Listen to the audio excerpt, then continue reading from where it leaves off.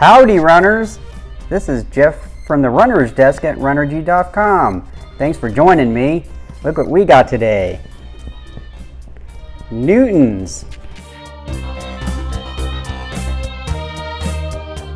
This is going to be our first unboxing since the departure from the actual retail store of Runnergy. So I'm very excited because Newton, we were a very big Newton dealer at one point.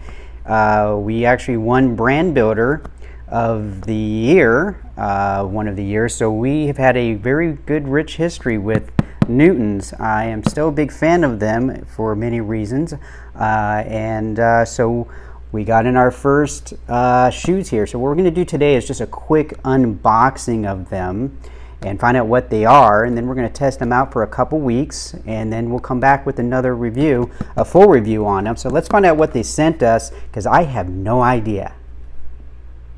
All right, here we go. Let's get our scissors. Now we are opening them up.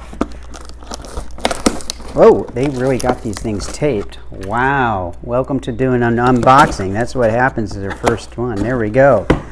And let's see here. Whoa, hey. That's crazy. All right, here we go. Yeah, and they're in green boxes. I've never seen that before. That's new. Okay, here we go. And it looks like we have the Newton Motion 9. My memory serves me, that is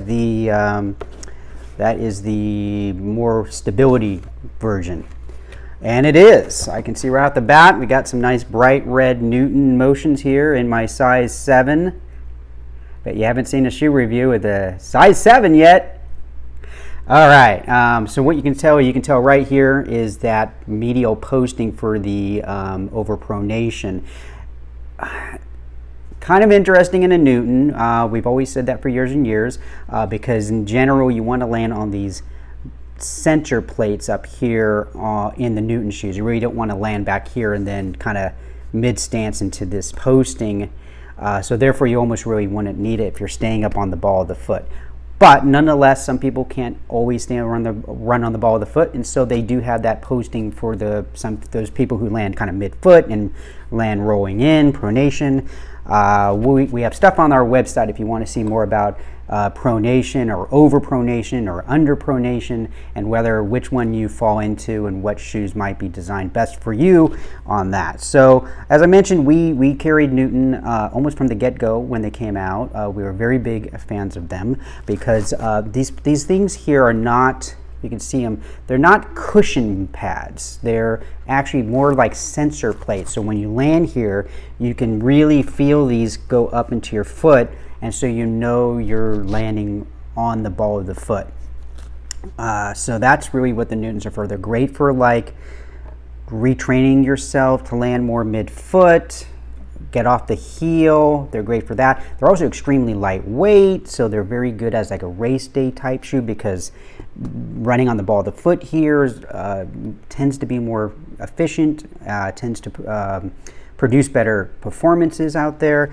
Again, so just a good design for enhancing and improving your running form as far as from a heel strike to the ball of the foot. Let's see here. I'm just looking at a few of my notes. I don't want to miss anything for you guys here.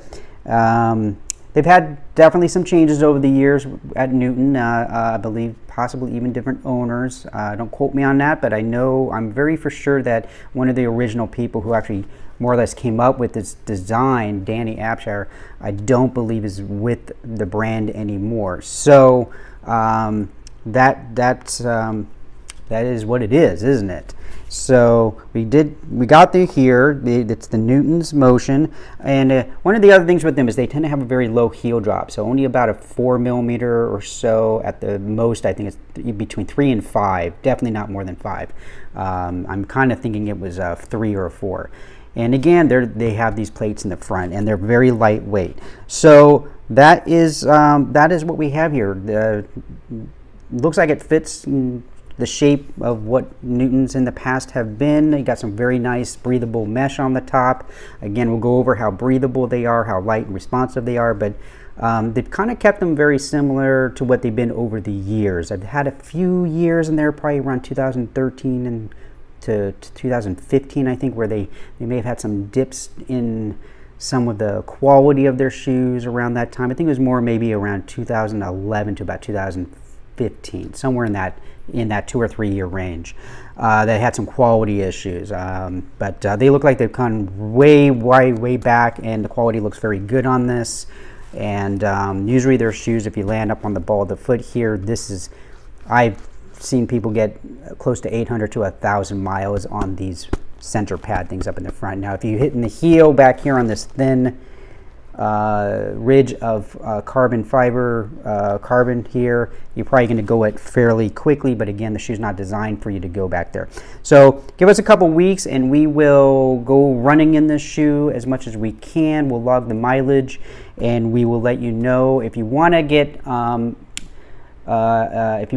notified, make sure you subscribe to our YouTube channel, and we'll have it posted there as well as our Facebook page as well. So that is it for today. Went a little longer than I was thinking, but first time doing that. So this is Jeff over at the Runner's Desk on runnerg.com. If you want to find out about more shoes, we got interviews, we got gear reviews, we got suggestions, we got lists on there, podiatry referral lists as well. Check out our website, runnerg.com, and that's it. All right, we'll see you on after when the review's here. Thanks, guys. Bye-bye.